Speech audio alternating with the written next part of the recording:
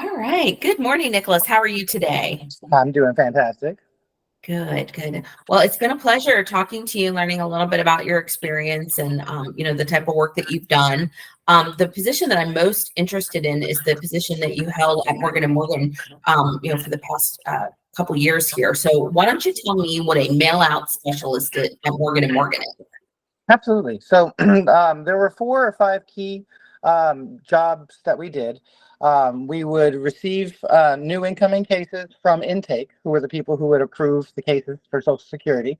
And once we got those, we would review all the details on like 4 or 5 different pages of client information, make sure that addresses, phone numbers, everything matched up so there was no discrepancies. Because, of course, that could cause lots of problems for the case developers.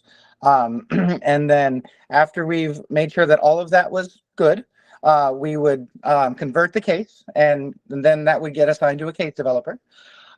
Then those documents would be processed for 3 or 4 days. And then our team lead would hand those back out for us to process into physical documents that we'd send to Social Security. So then we'd have to print out the envelope, print out the labels, get them on there, double check our tracking codes for the certified mail. A lot of really detailed double checking and checking personal information. It was very simple work. You just had to pay attention. It was I loved it. I was very good at it. So we also had a couple other light responsibilities. When our team lead would step out, we would take over doing things such as making up the case developer assignment chart. Some of the smaller other things, but mostly it was just processing those documents, double checking that all the information was valid and accurate, ensuring that the case developers got their emails alerting them that they had a new case properly, and being there if any case developers had questions. So if they'd come to us and be like, hey, this Social Security document's missing this one, do you know what's going on? And we're like, yeah, we had to resend the 1696 because everything else was fine, but they signed it wrong. Things like that. So obviously a lot of communication in the job.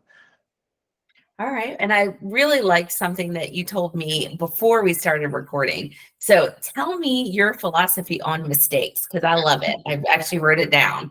That's awesome. My philosophy has always been, I've had this for years, is that I will make every mistake once.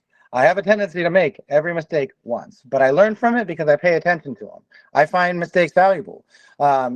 Feedback, criticism, those kind of things make you better at what you do. Okay. So I tend to make mistakes once so that I don't have to make them again. Absolutely. And that's so true that, when you're learning something that, the course correction is most important. Like, okay, oh, that went here, not here. Got it. Mental note taken care of. Now, Yeah. tell me about how you learn. Are you taking notes when so maybe some mistakes don't happen? Oh yeah, I'm a huge. So if you had seen my computer desk at Morgan and Morgan, my first Okay. 5 months there, everything was littered in post-it notes and sticky notes. Because anytime someone came up to me with something I did wrong, I would be like, "Hold on," and I'd get a pen and I'd write down what they said I did, and I'd put it on my computer screen so that anytime I was doing that process, I could look over and be like, "Don't make that mistake again." And it was really easy because I could put my own mistakes in front of me and make sure not to make them again, and it worked. And anytime I ever did that, I never made that mistake again. So I tend to listen to my feedback, and because I'm not a perfectionist, but I am an artist as well, and I put a lot of effort into making sure that what I do is good. It matters to me when I get feedback, and I think about it a lot, and I associate conversations with memories. So if someone has that feedback conversation with me and says, "Hey, you did this, but you needed to do it this way," I will remember that the next time I go to do it. I'll remember that talk. At the very least, I'll remember that I did something wrong and need to ask about it. I'll always ask about it first. Well, and I mean, I'm sure that you did a lot of things right too. Oh So yeah, why don't you tell me a little bit about like some of your success that you had in that role? absolutely. I took to it really quickly. I within a month, I was probably one of the highest performing members of the team. On average, each team member would probably do, I don't know, 12 to 20 cases a day processed. And that's at a leisurely pace. And I was putting out 22 to 27. At a certain point, my team lead actually asked me to calm down a little bit because we had new people on the team and they didn't have enough cases. So I'm very productive. I'm very high energy. I have ADHD, and multitasking is almost a requirement for me in a job. If I'm unstimulated and I don't feel like my job's important or I have enough to do, I will sometimes feel unmotivated. But I like working hard. I like having something to care about, and it showed in that job. I was the only one on my team who had a personal data tracker. So anytime I worked on a case, no matter what it was, I'd always put it in an Excel document, what day it was, what the case number was, and what it was that I did for that case. And that proved extremely beneficial because anytime my team lead or anyone would need information, all the way back to my first day, they could be like, "Hey, did you work on this case?" And I could tell them.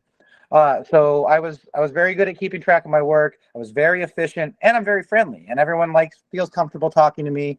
And as you could vouch for, feels comfortable giving me criticism. I'm not a defensive person, so it's easy to teach me.